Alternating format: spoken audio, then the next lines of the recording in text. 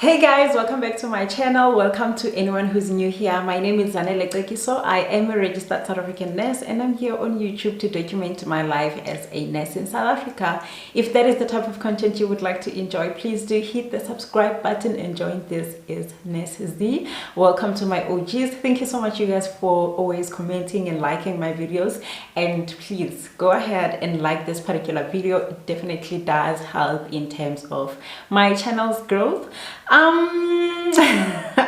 Yes, it's a life update. Today is actually the 8th of April, and it's a life update. Let's just get on to it already.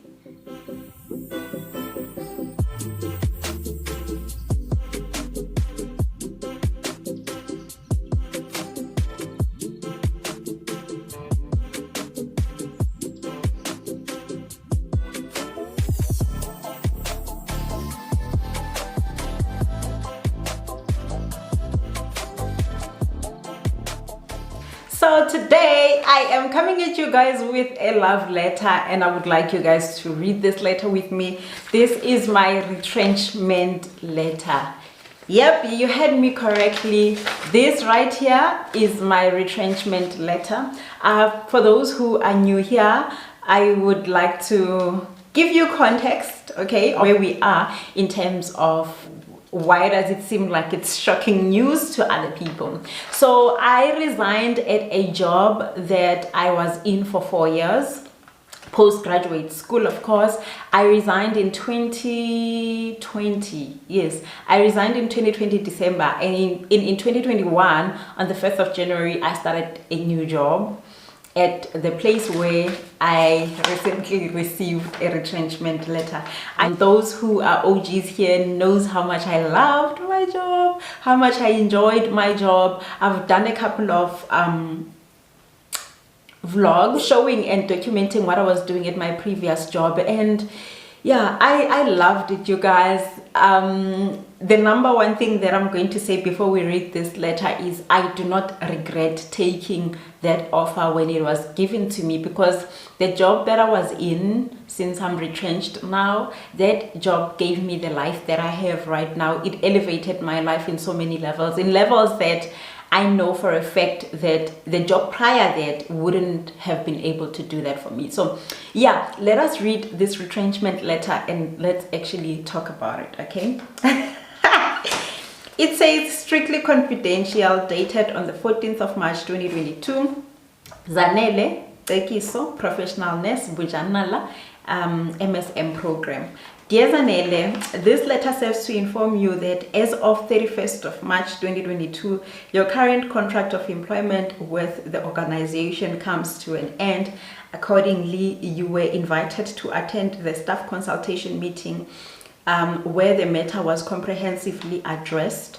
The end of the grant cycle payment, including your leave balance, will be paid in line with the applicable organization policies and the Labor Relations Act.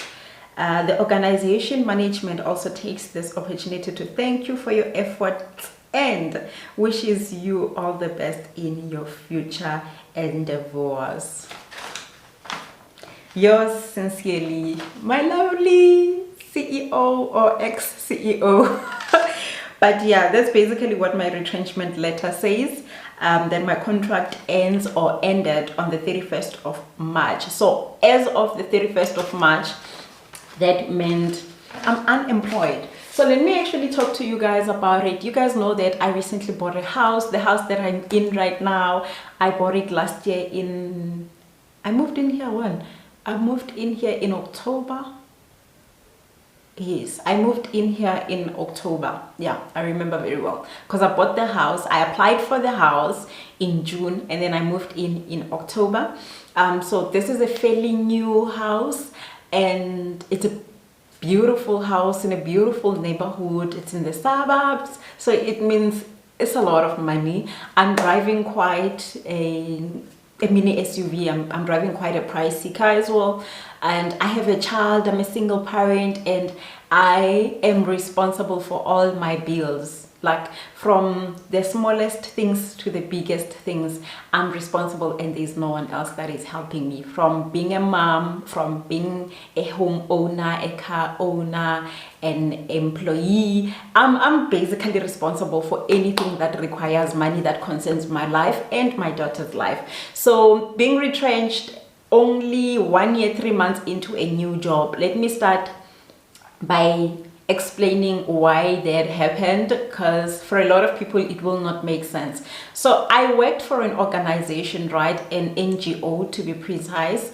So NGOs functions on grants, as you have heard on my retrenchment letter that they were saying it is the end of the grant. So when I was interviewed in this particular for this particular position in this particular company, I remember they asked me if I have a question, and then I asked them how long was my contract going to be, and the technical advisor then had told me that the contract will end 31st of March. When I did this interview, it was in 2020 December. Yeah, I did the interview in 2020 December because I joined the company in January. So when I asked him, he was like, so the grant ends on the 31st of March 2022. Meaning your contract, the contract that you're going to sign right now, it's going to end then. But if the grant continues, then your contract will also be renewed on the 31st of March 2022. So I signed my then offer knowing that I'm going to get a retrenchment letter on the 31st of 2022. But there were two possibilities. Possibility number one being the company that I'm currently working for would get a second cycle grant, because this was their first cycle. So the possibilities were that they're gonna get a second cycle grant, and if they get a second cycle grant, then it would mean I would be retrenched and be reappointed with a new contract for a new cycle, but with the same company. And the other possibility that would happen would be that the company is actually leaving Bojanala being the district that I am working in. The company is leaving Bojanala completely, and the funder also might leave Bojanala completely. And if that happens, then that would mean I would have to go and find another job in another institution with a different company, different funder, and all those jazz, right? So 31st of March, actually prior to the 31st of March, we had two meetings. One meeting, it was attended by the management as well as the extended management and team leads. So management being the people, the senior management at the head office, which is in Johannesburg, and extended managers, including your program managers as well as your program coordinators. And then team leads is us, like the people who are leading teams within the districts. For instance, I am a biomedical manager in my district, meaning I'm a team lead for biomedical. So the first meeting that we attended, it was attended by us as management. And that was the meeting where we were actually told, or it was announced, that which organizations, or which districts rather, which districts are going to get grant for the next cycle and which are not. I was so certain, you guys, I was so certain that my district was going to get grant with the very same company. Like, I was so positive, I was so certain that I'm going to sign a new contract, a 3-year contract with the same organization that I was working for. On that day, I was in that meeting with our MNE. Trust me, we were holding hands, and they first announced organization from Mpumalanga, Limpopo, to say which ones got funding for the next cycles in our company and which ones didn't. All right, so they came to the MSM module, right? The MSM standing for men having sex with other men, and that is the key population that I work with here in Bojanala. So in our company, we had like 3 organizations that were working with men having sex with other men. One organization was here in Bojanala, the other one was in Limpopo, the other one Limpopo in Mopani to be precise, the other one was in Mpumalanga in Gert Sibande, and the one that is in Mpumalanga in Gert Sibande, it's actually transgender module, right? So it came to us now being announced if we got the funding or we didn't. And guess what? Bojanala didn't get funding, guys. Bujanala didn't get funding. Mopani got funding. Gert also didn't get funding for the next cycle. So what that meant, it actually meant our company, our organization, will only be continuing to implement us the HIV prevention services in Mopani in terms of the modules that I just mentioned, which is MSM and TG. So Bujanala did not get funding with the organization that I am working for.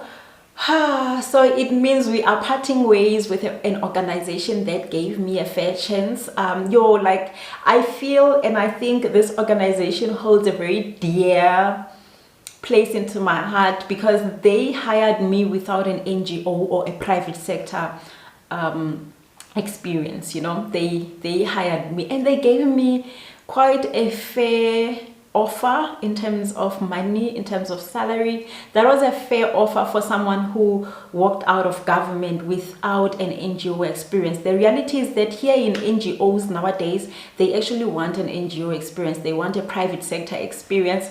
Like, you need to know something about NGOs for you to enter. So for them to take me fresh from government and actually give me a fairly good offer. I'm saying it's a fairly good offer because the very same offer qualified me to purchase this house.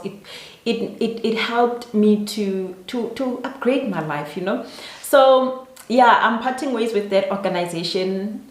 I have attachment issues as a human in general. I have attachment issues. The good news about this, the fact that the funder is not moving away from Bujanala, funds are not being taken away from Bujanala, but the organization that was implemented is the one that is being moved away. So with that being said, it actually means that there is a new organization that is going to be awarded this grant, and that organization is going to continue to implement the very same modules that we're implementing. It's going to do MSM, it's going to do TG as well. By the way, previously we didn't have TG in Bujanala, but the new organization is bringing in TG, and I'd like to also believe that it's bringing in adolescent girls and young women. It's bringing in adolescent girls and young women. Yes, I get that excited when I think about the young girls. My heart really is for them. So the new organization that is coming, it's bringing in those 3 modules. The other thing is that the great thing or the advantage about this is the fact that the organization that is coming, it's actually going to prioritize the people who were working on the previous organizations in terms of giving them jobs. So yeah, there's also that comfort to say, I know I already have a job coming or lining in a very few weeks, to be honest, because right now is the 8th of April and the new grant was supposed to have commenced on the 1st of April. Well, not was supposed to, it has commenced on the 1st of April. It's just that implementation hasn't started yet. Obviously, there are certain logistics that needs to be dealt with before implementation can take place. So as the workforce, we will join in the company once the logistics are being finalized and done. And I'm really crossing fingers and hoping that by the 1st of May, we would have started at our new job. I think by the time I post this video, I would have started at my new job. So yeah, that is the life update. Currently I am home. I am unemployed, child. I am unemployed, child. What am I gonna do? How am I gonna pay my bills? That is something you should watch out on the next video that I'm going to post after this one, because I'm going to talk about the things that I have learned in this past 1 year, 3 months, my experience with NGOs, and how to manage your finances when you are working in such a risky environment.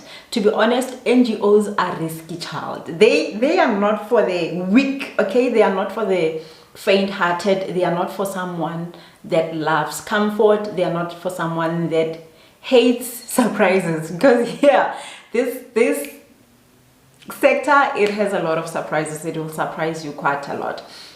But if you want to find out how am I taking care of myself? How am I taking care of my bills and everything else? Please watch my next video, because that's exactly what it's going to be about. With that being said, you guys, I will love and leave you, and I will see you on my next one. If you've got questions, anything that you would like to inquire about working for NGOs or stuff like that, you can go ahead and leave me a comment down below, and please do not forget to give this video a massive thumbs up. I love you. I thought you'd always be mine. I guess I